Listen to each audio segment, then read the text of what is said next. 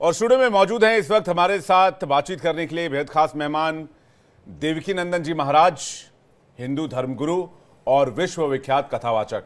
गुरु जी प्रणाम, चरण स्पर्श और बहुत स्वागत आपका इंडिया डेली पर। बहुत बहुत धन्यवाद आपका, प्यार भरा राधे राधे। आपके सभी व्यूअर्स को मेरा जय श्री राम, राधे श्याम।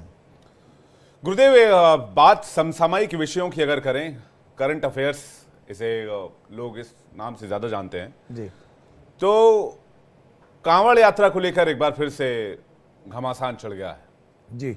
और कांवड़ यात्रा को लेकर बार बार सवाल उठाना, बार बार क्वेश्चन करना कि कांवड़ यात्रा क्यों है, किस रूट पर है, कैसे है, और विपक्ष इसमें बड़ी सक्रिय भूमिका निभाता है। आखिर क्यों?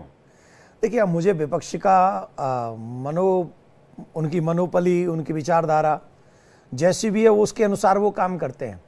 लेकिन मुझे ऐसा लगता है कि अगर संविधान भारत में है और भारत में संवैधानिक राइट्स अगर हमारे पास में है, तो मैं ऐसा मानता हूं कि हम सभी को ये अधिकार है कि हम अपने धर्म का पालन कैसे करें, और उसमें डिस्टर्ब करने का किसी को भी राइट नहीं है, इवन सरकार को भी नहीं है।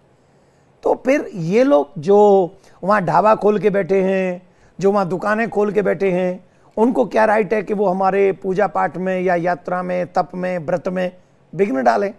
तो अगर हम उनके निवाज में, उनके पूजा में विघ्न नहीं डालते हैं तो उन्हें भी विघ्न नहीं डालना चाहिए, और विघ्न डालने वालों का साथ किसी को नहीं देना चाहिए।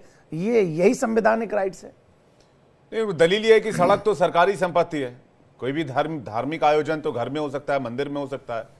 सड़क कैप्चर क्यों कर लेते हैं? सड़क पर चलने की परमिशन नहीं रहती, सड़क बंद हो जाती है, डाइवर्ट कर दिया जाता है रूट, बड़ी दिक्कत होती है, वाहनों की आवाजाही में परेशानी होती है, लोगों की आवाजाही में परेशानी होती है।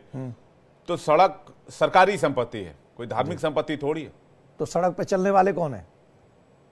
वो संवैधानिक आदमी नहीं है? वो टैक्स नहीं भरते? उनके टैक्स से सड़कें नहीं बनी है? क्या सिर्फ चंद वीआईपी लोगों के लिए, जो अपने आप को वीआईपी समझते हैं, उन्हीं के लिए सड़कें बनी है? उन्हीं के लिए भारत आजाद हुआ है?